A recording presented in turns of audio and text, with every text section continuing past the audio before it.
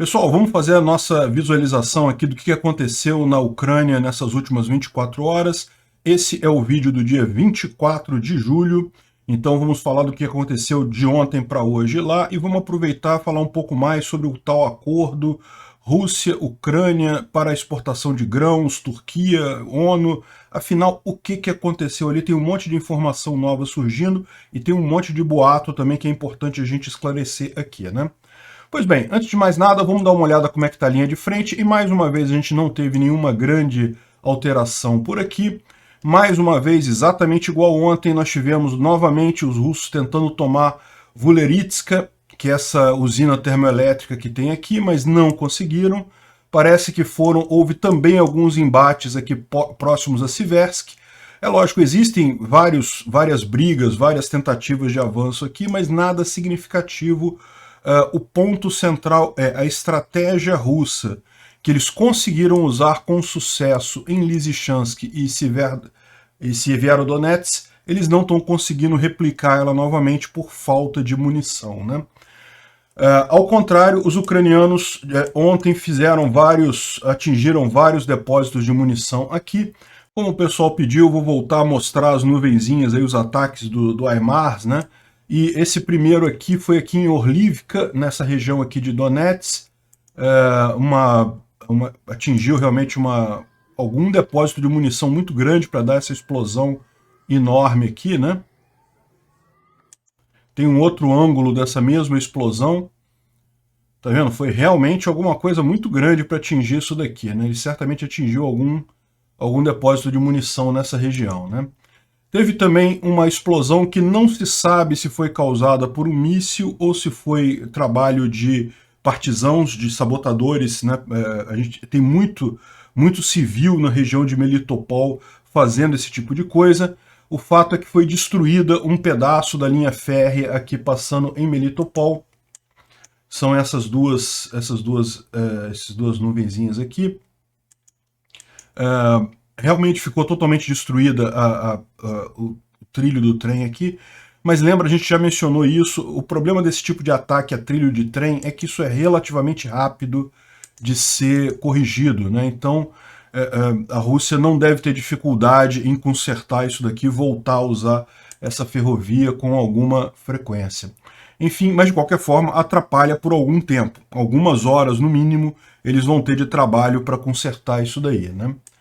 E, bom, teve uma outra explosão aqui que foi em Nova Kakhovka.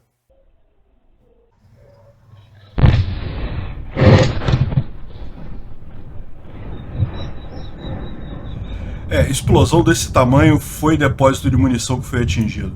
Se o HIMARS tivesse atingido um posto de comando ou uma garagem com equipamentos militares, não tinha dado essa explosão desse tamanho. Realmente foi bem significativo aqui em Nova Kakhovka. Mais um ponto aqui importante, Nova Kakhovka, lembrando que é algo bastante, deixa eu parar aqui, é algo bastante importante porque é o outro ponto de passagem que tem aqui sobre o rio Dnipro, né? E aliás, só relembrando esse negócio, porque esse é um detalhe importante, a gente falou já que a ponte aqui em Antonivka, ela já está danificada, passar com equipamento muito pesado já não consegue. A ponte aqui em Darivka, que é a ponte sobre o rio Ingulets, ou Inulets, já está danificada também, então essa grande passagem sobre esse rio aqui, é a maior passagem sobre esse rio, também já está inutilizada para equipamentos militares muito grandes. Existem algumas outras pontezinhas menores aqui, mas são menos significativas. Agora, o outro grande ponto é a represa de Nova Kakhovka, que não tem como destruir a represa, mas tem como os ucranianos destruírem algumas pontes, alguns acessos a essa represa, e foi isso que eles fizeram. A gente mencionou no vídeo de ontem que havia informação que eles tinham atingido essa ponte, ou essa estrutura aqui na região de Nova Kakhovka para impedir passagem de veículos militares, tal como fizeram aqui na ponte de Antonivka e na ponte de Darivka, né? Agora, a gente não tinha imagem disso. Hoje a gente tem imagem disso. Deixa eu mostrar para vocês. Está aqui o trabalho de supostamente recuperação feito pelos russos. Está vendo aqui? Aqui é a usina hidrelétrica aqui atrás, em Nova Kakhovka. E daí os russos fizeram um remendo aqui, botaram uns trilhos de trem aqui, coisa e tal, e tamparam isso daqui.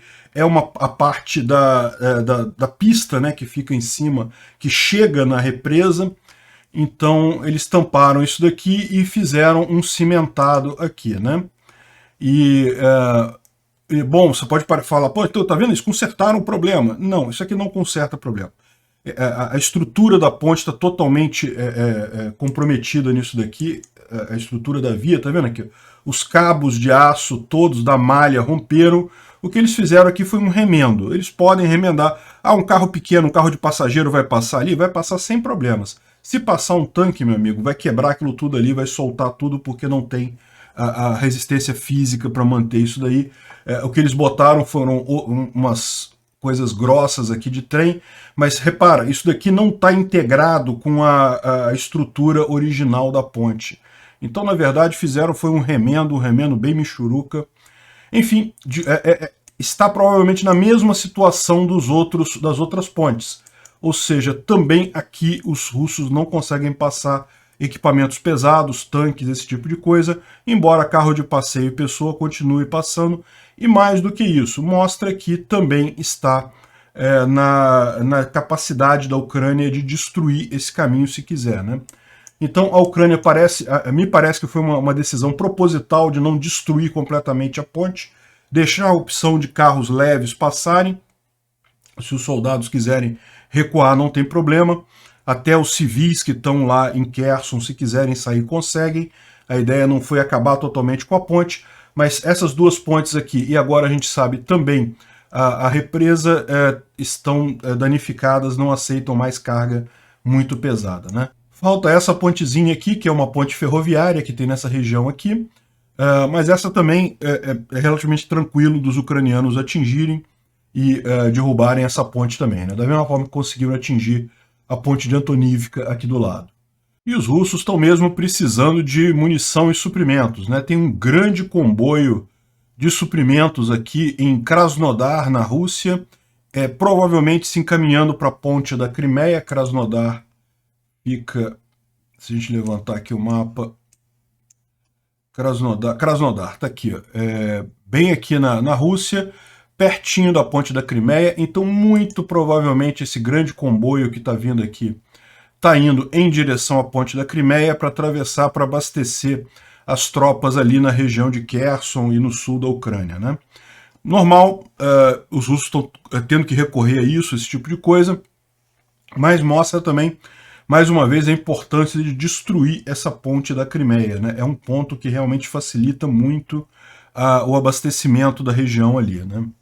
Bom, o Instituto para Estudo da Guerra, ele está mencionando aqui que as forças ucranianas estão provavelmente preparando o lançamento ou já lançaram a contraofensiva em Kherson, né? Ou seja, ele está entendendo que essas pontes serem visadas provavelmente, na verdade, já é parte da contraofensiva em Kherson.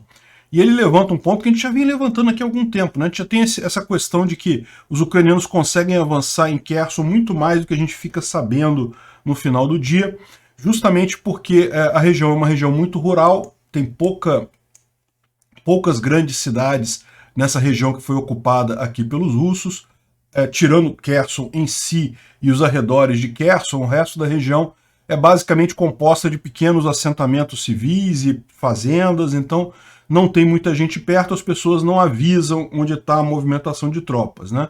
Os ucranianos em si não têm interesse em reportar isso, porque não querem entregar a estratégia deles, não querem dar dica de onde é que eles estão avançando, mas existe uma possibilidade grande deles estarem muito além do que está indicado aqui no mapa, né? E além disso, ele está falando sobre um discurso do Kadyrov. Lembra o Kadyrov, aquele maluco lá da Chechênia, que é amigo do Putin e coisa e tal, e que ele fez uma entrevista em que ele confirmou que, na verdade, o Dortnikov foi substituído pelo Kuzovlev, que seria o outro general que está agora, de fato, comandando os russos nessa campanha lá na Ucrânia, né? Bom, essa entrevista do Kadyrov tem algumas outras coisas interessantes, a gente vai falar sobre ela mais adiante aqui no vídeo, né? E bom, ontem teve um outro fato que ninguém está entendendo muito bem o que aconteceu, né? Houve munição talvez incendiária, talvez fósforo branco, não se sabe, certamente uma munição perigosa, que não poderia ser usada em civis, que foi jogada no centro de Donetsk. Donetsk é essa cidade grande aqui da região de Donetsk, aqui, né? E essa cidade está em controle dos russos desde 2014, então foi capturada na, entre aspas, República Separatista, que nunca existiu mesmo, é controle russo.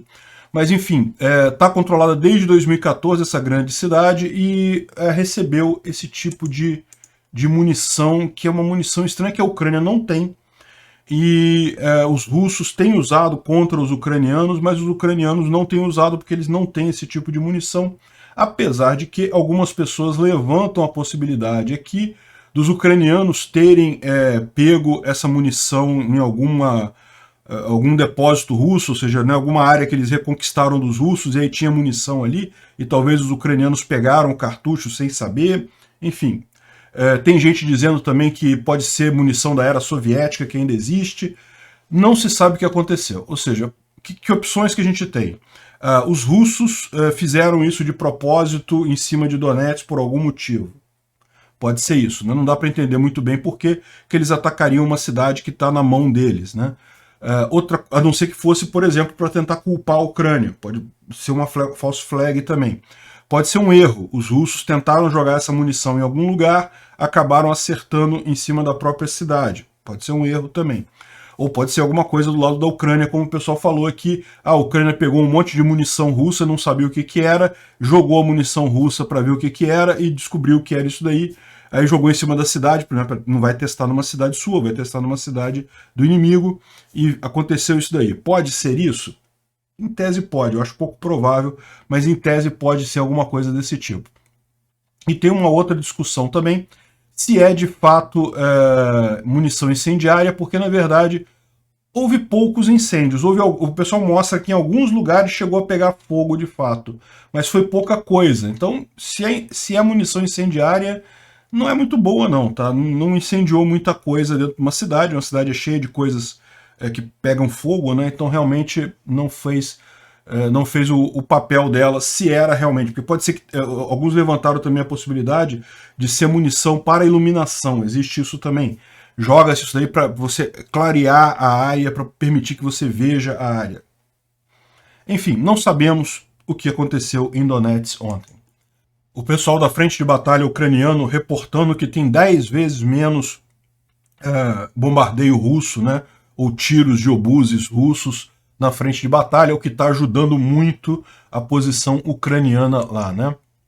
E aí, eu trouxe aqui uma thread do Dr. Mike Martin, que é um especialista militar, e que ele confirma aqui algo que eu já tinha dito para vocês há algum tempo atrás, que é a questão de que aquela pausa operacional foi muito estranha, né? Então ele está falando aqui, fazendo uma revisão do passado, ele diz aqui há algumas semanas os russos anunciaram uma pausa operacional no Donbás, e ele fala que sim, exércitos normalmente fazem pausas, isso é normal dentro do exército, precisa de realmente um tempo para reagrupar, para reorganizar a coisa. Agora, normalmente você não avisa isso para todo mundo que você está fazendo essa pausa. Isso é o estranho sobre essa situação. Quando o fato do russo ter falado que iria fazer uma pausa, o próprio Putin falou que ia fazer uma pausa, é significado que, na verdade, você está querendo justificar uma diminuição de intensidade da batalha, porque não tem, na verdade, por que ele precisaria anunciar pausa? Não, simplesmente, né, faz a manutenção lá e pronto, e segue em frente. No final das contas, isso indica que provavelmente os russos já estavam sofrendo com a destruição de depósitos de munição, que foi o que a gente falou aqui. Eu mostrei para vocês, os HIMARS chegaram na Ucrânia no final de junho, finalzinho de junho, início de julho. E justamente já começaram a atingir depósitos de munição já no final de julho, final de junho, início de julho. E a pausa foi anunciada justamente no dia 5 de julho. Então, ou seja, é isso que aconteceu. Os HIMARS começaram a depletar a munição para os russos sabiam que não iriam conseguir mais manter aquela força, a pressão que eles vinham fazendo, aquela pressão com a qual eles conquistaram Severodonetsk e Lysychansk. Então eles anunciaram uma pausa, mas na verdade não foi isso, foi porque realmente estavam sofrendo com os HIMARS, né? Tem uma outra thread interessante aqui sobre por que a Rússia aceitou esse acordo com a Turquia, a ONU e a Ucrânia para permitir a exportação de grãos da Ucrânia. E eu acho importante levantar isso daqui porque, bom, primeiro, né, vocês lembram da confusão que deu ontem. Assinaram o acordo, imediatamente houve mísseis russos atingindo o porto de Odessa. Aí depois a Rússia disse que não sabia que míssil é esse, que não tinham sido eles que lançaram um míssil, sendo que tem o destroço do míssil, que é um calibre, e o calibre só a Rússia tem esse míssil, então não tem como não ter sido a Rússia. E no final das contas, depois aí falaram que não quer um alvo militar, tinha um alvo militar no porto, é típico de desinformação russa. Agora, é possível que tenha sido algum comandante russo meio maluco jogando isso daí, é possível. Porque no final das contas não faria sentido a Rússia acabar de assinar um acordo e já jogar míssil logo em seguida, né? Isso enfraquece a posição da Rússia em qualquer acordo que ela vá assinar daqui para frente. Mas tem mais do que isso. Além dessa problemática toda do porto, né, que aí a Rússia falou que não era dela, depois falou que era objetivo militar, mas parece que falou que não vai ter mais. Então devem ter puxado a orelha lá do capitão que mandou esses mísseis e a coisa ficou por isso mesmo. Agora, tem surgido muita informação e algumas coisas que são sem sentido algum sobre os termos desse acordo, né? Quais seriam os termos desse acordo? Que a gente sabe, a Turquia vai vigiar a rota dos navios que forem abastecer em Odessa e vai fazer a inspeção dos navios para garantir que não passe armas e coisa e tal.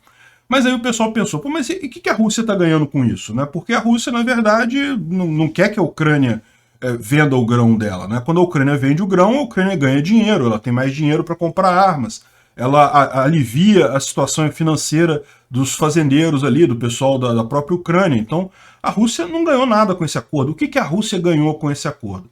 E daí surgiram alguns papos do tipo, os Estados Unidos não vai mais mandar o míssil ATACMS de 300 quilômetros, isso fez parte do acordo.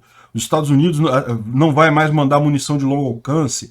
Outros disseram que, não, mas a Europa, então os Estados Unidos diminuíram algumas sanções à importação de comida da Rússia e coisa e tal. Então surgiram algumas especulações nesse sentido. E o fato é, isso não está no acordo. O acordo é só aquilo que eu falei mesmo.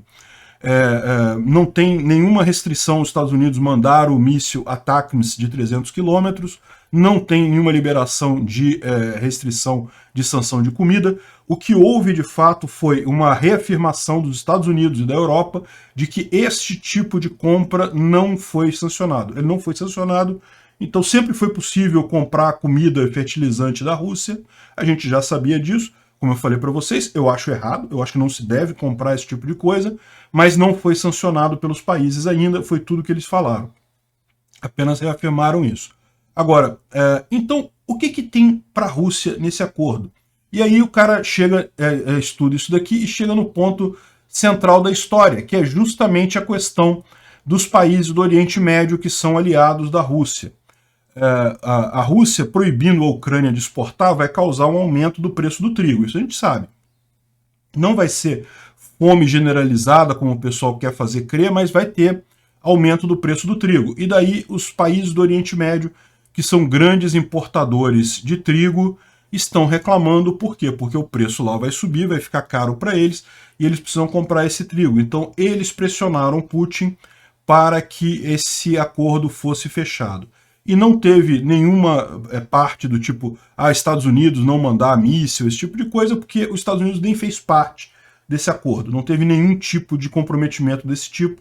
Os Estados Unidos, a OTAN, ninguém fez parte disso. O acordo foi apenas entre Rússia, Ucrânia, Turquia e ONU, né? E a ONU não tem poder de mandar no exército americano, na OTAN, esse tipo de coisa. Então, no final das contas, esse é o ponto. É isso que tem para a Rússia, que ela foi forçada nesse acordo por conta dos países do Oriente Médio. E a outra boa notícia que a gente tem aqui é que, conforme descreve aqui o Timothy Snyder, a força do Putin na Rússia está diminuindo. E a prova que ele dá para isso é justamente a quantidade de discursos desencontrados feitos por pessoas abaixo do Putin, né? Então ele cita aqui o Medvedev, ele cita o Kadyrov e várias outras pessoas que têm dado discursos, têm feito discursos extra, além do Putin ameaçando o Ocidente, dizendo que vão destruir o Ocidente, que vão conquistar tudo até não sei aonde, e não sei o que lá, esse tipo de coisa, esse tipo de discurso, o fato de pessoas abaixo do Putin, né, começarem a usar esse tipo de retórica, mostra exatamente o enfraquecimento do Putin. Primeiro, porque ele está precisando desse tipo de apoio, ou seja, essas pessoas estão falando isso numa espécie de apoio ao Putin, por conta da guerra. Mas é mais do que isso, porque essas pessoas também querem se cacifar a substituir o Putin no caso de queda dele. Todo mundo sabe que se o Putin perder essa guerra, se ele for obrigado a tirar as tropas todas da Ucrânia, a situação dele na Rússia vai ficar muito ruim, né? Como é que ele vai justificar esse dinheiro inteiro que ele botou nessa guerra, esse custo enorme que ele colocou nessa guerra, os milhares de soldados mortos e coisa e tal, a troco de nada, a troco de ter que retroceder e voltar para casa com o rabo entre as pernas. A situação dele política fica ruim. E daí essas pessoas também se cacifam a substituir o Putin no final das contas. O Kadyrov, por exemplo, ele está falando já sobre... Ele montou 4 batalhões para lutar na Ucrânia, vocês lembram, né? 4 batalhões novinhos, segundo ele, de chechenos para lutar na Ucrânia. Só que ele não mandou. Ele não mandou porque estão havendo rumores de que as forças separatistas vão novamente tentar separar a Chechênia da Rússia, ou seja, vão brigar contra o Kadyrov, e daí esses 4 batalhões ficaram na Chechênia, e mais do que isso, o Kadyrov está querendo também armas antiaéreas, com medo dos HIMARS ocidentais e coisa e tal. Então está querendo defesas antiaéreas lá na Chechênia. Ou seja, a impressão que dá é que ele está se preparando para uma Rússia pós-Putin, né? Ou seja, o pessoal já está começando a ver essa coisa como estamos caminhando em direção ao muro, em algum momento vamos bater neste muro. E o pessoal começa a se preparar para pular desse trem e tentar lucrar com o resultado disso daí, né? Então é uma thread longa dele, mas basicamente é isso que ele mostra, né? O quanto o Putin está num dilema, numa situação extremamente complicada lá na Rússia, em função desses resultados lá na Ucrânia. E, bom, eu ia falar sobre a questão do bloqueio aqui da Alemanha e coisa e tal, eu vou deixar para falar isso amanhã, porque a gente já falou muita coisa aqui. Eu vou só ressaltar aqui uma thread importante. Os russos estão usando algum equipamento novo de comunicação na frente de batalha, um equipamento que é imune à espionagem ucraniana atual. Certamente os ucranianos já estão sabendo disso, já estão buscando meios de avaliar isso daí. É um sistema de baixo ganho, de baixa emissão. Então ele não chama atenção onde é que as pessoas estão comunicando, né? Então, isso daí o pessoal já tem noção, isso na Ucrânia, eles já estão estudando esse tipo de coisa, vai entrar naquele esforço ucraniano de open sourcing, né, de pessoas ajudarem o exército a resolver problemas. Um dos problemas que eles têm agora é esse: os russos arrumaram um sistema de comunicação de baixa potência que não é identificado pelos ucranianos. Precisamos identificar esse tipo de coisa. Bom, isso aqui é só uma observação. Sochi, que é uma cidade turística russa muito famosa, ali perto no Mar Negro, sofreu um alagamento muito grande ontem. Foi realmente uma calamidade lá, dá para ver a rua aqui com os carros todos sendo arrastados, enfim. Outra curiosidade, o Obama, olha só, quem mais, hein? O Obama, em 2005, fez um programa para destruição de armas convencionais na Ucrânia. Lembra, quando acabou a União Soviética, a Rússia tinha enormes depósitos de armas e munições por todo o país, a Ucrânia tinha também. Aí teve todo aquele pacto de devolver as armas nucleares, e em 2005 teve mais. O Obama foi lá e destruiu armas convencionais, convenceu os ucranianos. O chefe da época lá, que era o Yanukovych, que era pró-Rússia, convenceu ele a destruir os armamentos convencionais russos, uma grande parte da munição da era soviética. Essa munição, bem ou mal, poderia ajudar os ucranianos nesse momento. Ok, seria alguma coisa similar ao que está acontecendo com a Rússia, de pegar munição em paióis antigos, coisa que muito ali não vai estar funcionando, mas ainda assim ia ter um número muito maior do que tem hoje, poderia talvez ajudar na guerra, né? Realmente isso mostra o problema desse tipo de economia, vamos dizer assim.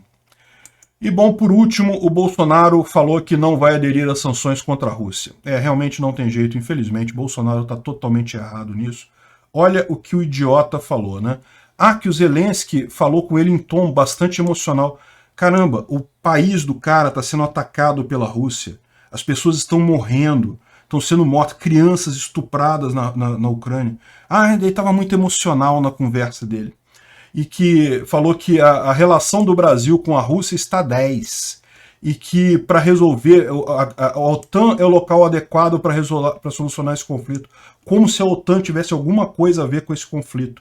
Não, até agora ele está naquela ideia absurda de que a Rússia queria evitar a expansão da OTAN para o Ocidente. Não teve lógica nenhuma isso, a gente já falou aqui inúmeras vezes.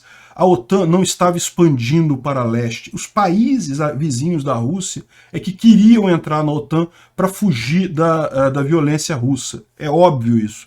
Tanto que a Ucrânia tentou entrar para a OTAN e não conseguiu. A OTAN recusou a Ucrânia. Se a OTAN quisesse expandir para leste, teria aceito. Tanto a Ucrânia quanto a Geórgia não aceitaram. Por quê? Porque não atenderam outros critérios ali no final das contas. Se quisesse expandir, meu amigo, tinha expandido. Um absurdo a assessoria de Bolsonaro nesse assunto. Eu não tenho dúvida nenhuma que quem está assessorando ele nisso é ativo russo, é espião russo. Obrigado por assistir o vídeo até o final. Além de curtir, compartilhar e se inscrever no canal, considere se tornar patrocinador com valores a partir de R$ 1,99. Clique no botão Seja Membro abaixo para saber as condições e vantagens de patrocinar o canal. Mais informações sobre o nosso projeto, visite nossos sites indicados na tela.